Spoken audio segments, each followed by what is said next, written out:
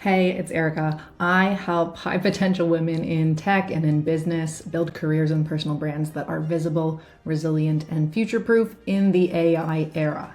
Today, we are tackling something almost every top performing woman struggles with at some point: how to talk about your work with confidence without feeling braggy or self-promotional or awkward. So we grew up hearing hard work speaks for itself. If you're good, people will notice. Don't be too self-focused.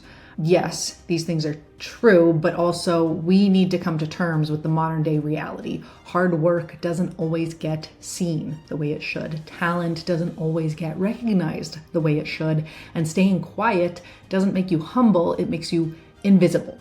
So visibility in this modern world is not vanity, it is value awareness. So the women who get chosen for dream jobs and career opportunities, speaking opportunities, consulting clients, they're not just the most capable, they are the most clearly seen and understood. So let's change how you speak about your work and your career journey powerfully, gracefully, and strategically. Now, for context here, when I came out of building my tech startup in my 20s, I was in a little bit of a fog and I didn't really feel confident about my story. A failed startup looks like a loss on paper, like quitting. I'd poured 3.5 years into it, but part of me wondered, shouldn't I have lasted longer? Setbacks are to be expected. I knew what I was signing up for. Shouldn't I be pushing through? So then I took 2 jobs that landed in my lap, back to back, through my network, 6 months in each, too many pivots, too fast. So I didn't want people looking at that track record, only 3.5 years building a business, 6 months here, 6 months there, and now I was applying for something else. I didn't want people thinking, okay, she's a quitter, because I knew that wasn't me.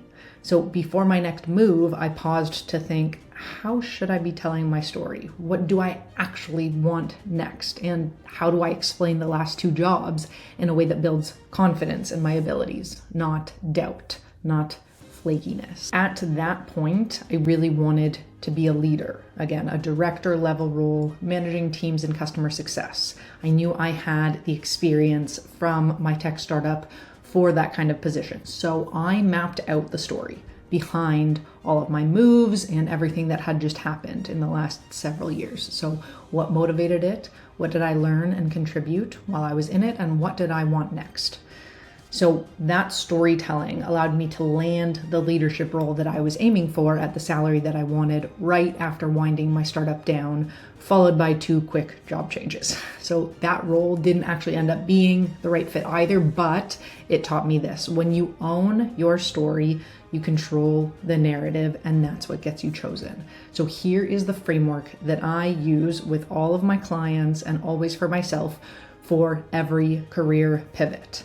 Number 1, what motivated you to take the role? And we need something better than it was my only option at the time and I needed money. Step 2, what did you learn and contribute while you were in that role? What was the impact that you had?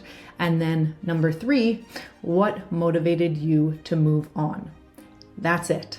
Simple, strategic, growth focused. There are always things that we can't control in business. The facts don't change, only your framing does when you position things this way.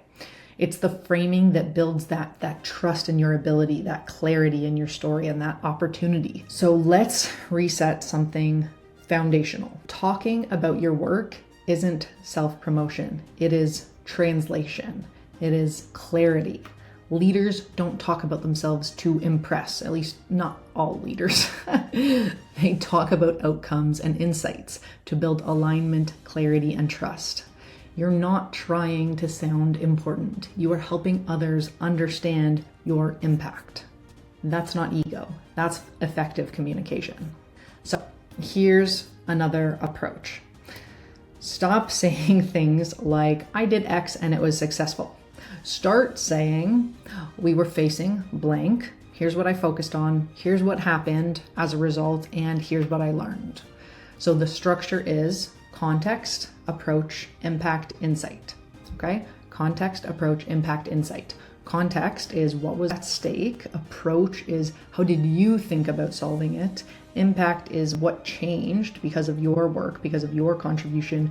And then insight, what did you learn and apply? That kind of framing is how you sound like a leader, not a task doer. It's calm, credible, and magnetic. This is a very, very, very valuable skill. Another example could be the old way of sharing something that you did would be, I led onboarding for new hires. And the new way of saying something like that could be, we needed new hires to get up to speed faster. So I redesigned onboarding around skills, not checklists. Time to productivity was reduced by 47% and manager satisfaction improved in the process. My insight or takeaway is that onboarding is a strategy function, not admin work.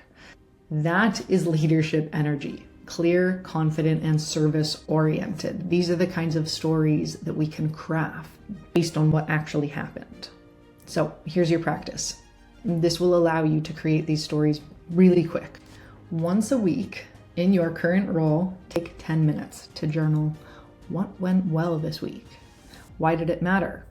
What did you do and what improved? What did you learn as a result? These kinds of prompt questions are extremely helpful to craft stories for later career storytelling.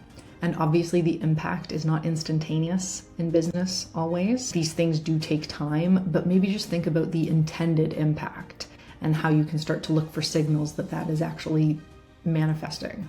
Then turn one of these situations into maybe a short LinkedIn post sharing your insight, not for virality, just to remind you of these kinds of wins and stories in your career. Maybe you'll turn it into a voice note to practice and refine your storytelling for your career. Turn it into a talking point for your next one-on-one or interview, or a career bullet that you're going to keep in your proof bank. This is not bragging. You are just documenting your evolution as a leader. So some women think that talking about their work conflicts with humility. I really want us to fix that forever. Humility isn't silence. It's honest self-awareness. You can be graceful, grounded, and ambitious at the same time. Don't speak to impress. You speak to clarify, build trust, and attract aligned opportunities. Let me say that again. You speak to clarify, to build trust, and to attract aligned opportunities. That is real leadership in this modern world. Now, in the next episode, we are shifting gears because the world of work is changing faster than ever. AI is not going to replace you, but it is going to change how you compete. And the women who rise won't be the ones who try to out-automate the market. They will be the ones who double down on the human skills that AI can't replace. Emotional intelligence, judgment, storytelling, and trust. So episode 6 is where we will talk about the skills that will outperform automation. Very key for this AI era. It might completely change how you think about your career advantage. Before you go, if you are trying to figure out where your professional, personal brand needs some work, take the Career Clarity Assessment free on my website, less than 5 minutes. Connect with me on LinkedIn if we are not connected already for weekly insights on career strategy and personal branding. Subscribe on YouTube, please, so you don't miss episode 6. And if you are ready to master storytelling, confidence, and quiet visibility that attracts dream opportunities, book a private one-on-one call with me, or we can talk about my mastermind as well. You already do all of the work to make your career awesome. Now let's make sure the world sees it and rewards it. Quiet confidence builds magnetic careers. Let's build yours. Thank you so much for watching. I will see you in episode 6.